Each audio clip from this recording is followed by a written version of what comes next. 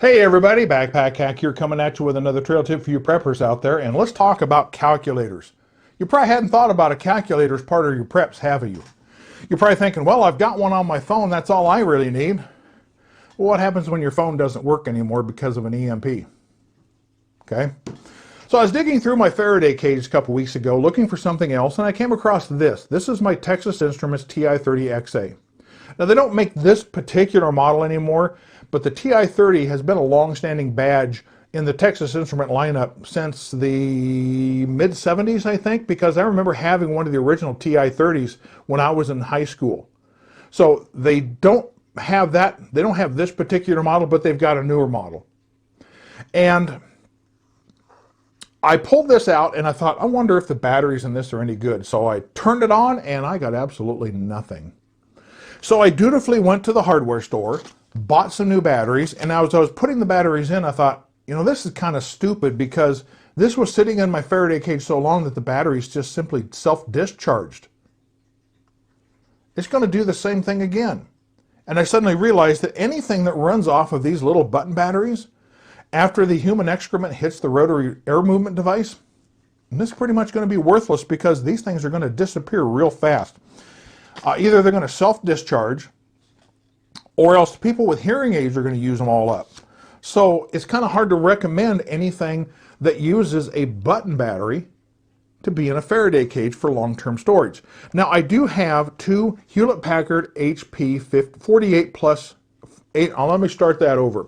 Hewlett-Packard HP 48G pluses. I love them so much, I own two of them. And the nice thing about them is they run off of AAA batteries. So I got to thinking after I put new batteries in this, it's like, you know, maybe I should be looking at a calculator that runs strictly off of either one or more AAAs or one or more AA batteries and forego the button batteries because those are going to disappear. I've got a ton of these things, both in alkaline and rechargeables. So my thinking was I should be able to power up any calculator that takes these batteries anytime. I've got several ways to charge these batteries up off the grid. I don't have to use AC utility power. I've got a solar system, I've got my power well, I can plug into my vehicle cigarette lighter and charge these things. I've got multiple ways to charge them. So I got to thinking maybe I should have a calculator in my Faraday cage dedicated to being in the Faraday cage. So I went on a quest to find what I considered the perfect Faraday cage calculator, at least for me. And that's what this video is about, is to get you to think about what you want for a calculator. Now, myself personally, I wanted something with a little bit more than just the 4 basic math functions. I wanted to be able to do parentheses and nesting parentheses. I wanted to do nth roots. I wanted the higher math functions of things like geometry and algebra and trig. Now, you may not need those. I also wanted to be able to run it off either AA or AA's or AAA or AAA's and solar. Those were my only 3 requirements. And I immediately hit a big stone wall. As soon as a calculator goes to a solar panel, it defaults to a button cell. I checked Texas Instruments, I checked Hewlett-Packard, I checked Casio, I checked Sharp, and they all did the same thing. If you get into a battery like this, there is no solar panel. If there's a solar panel on it, the battery will be this. At least what I found out. There may be a manufacturer out there that does have that. I just didn't extend my search that far to find it because I figure if you go to the major manufacturers and they all do the same thing, probably all the copycats are going to be the same thing. Now, you're probably thinking, why don't I recommend one of these HP 48G pluses? 2 reasons. First off, they don't make these anymore. I bought these back in the early 80s.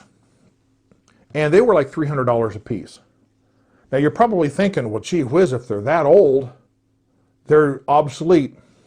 No. These things, in fact, are so sought after that even today, they command $100, $150, $200 in working condition. And I'm sitting on 2 of them. So the price alone would probably preclude a lot of people from wanting to buy one of these, even on the used market, to put in a Faraday cage. The other problem is these are reverse Polish notation. Now, before you go to the comments and say I'm making some sort of ethnic slam on somebody, reverse Polish notation only refers to the way you enter the numbers into the calculator to create the function that you want. You don't put in 3 times 6 equals. You don't do it left or right. And I won't get into that. But those are the 2 reasons I can't recommend this. Now, I do have an FX 6300 somewhere in the house because I found the instruction manual. I just have no idea where the calculator is. But that uses a CR2032, which again is one of those little tiny unrechargeable batteries. So I can't recommend either one of those or this one. So I went on a quest to find a calculator that had the higher math functions and ran either off of 1 or more AA or AAA batteries or solar. And I found out you just can't get one. So I decided, well, if I had my choice between solar and AA or AAA, which would I choose? Because I have a ton of these and I know I can charge them, I decided to go that route. And I did find an older generation Casio that fit the bill perfectly. This is a Casio FX350 ES Plus. This is 1 or 2 generations old. It's not on the manufacturer's website anymore, but they're still available as new old stock. You can still get them online. I found this one on eBay for the princely sum of $14 sent to me. And it runs off of a single AAA battery. If you look on the back here, you can see this little bump. That's right where that AAA battery goes. There's not one in there now. But that's the nice thing about it is it runs off of that AAA battery and not solar.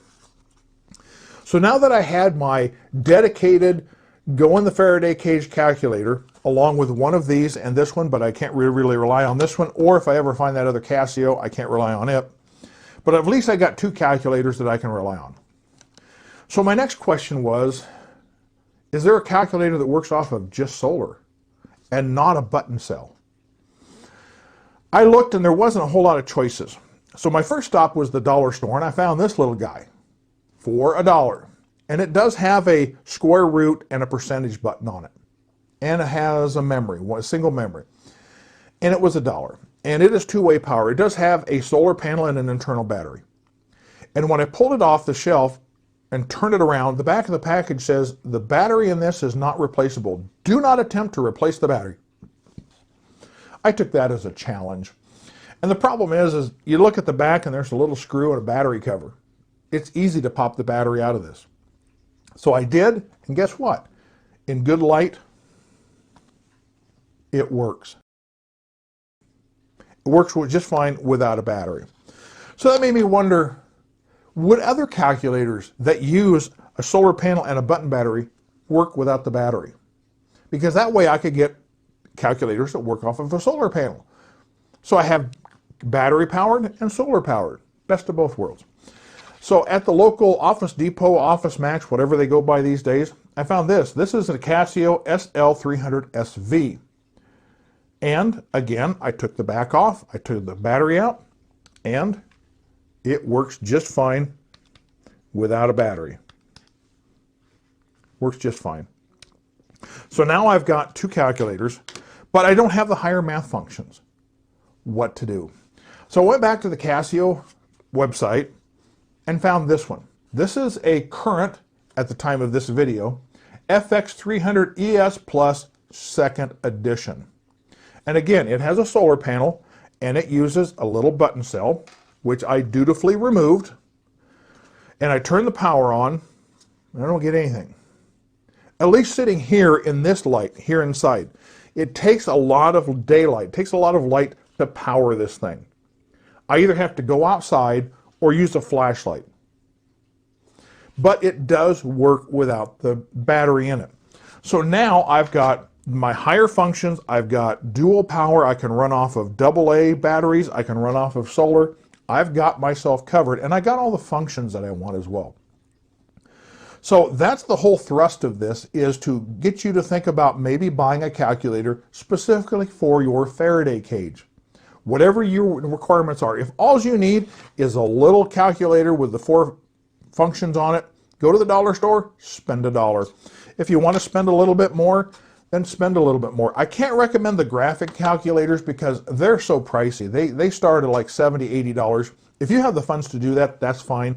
But I have a hard time recommending that because you're not going to use it. unless the grid goes down. So that's my recommendation, is to sit down like I did, make a list of your requirements, what you want in a calculator, what you need in a calculator, go find that calculator. If you can afford it, buy one, get in your Faraday cage, but put it in the Faraday cage without any batteries in it, so you don't have to worry about it leaking and corroding and ruining the battery. Because right now, this is the only one that has batteries in them.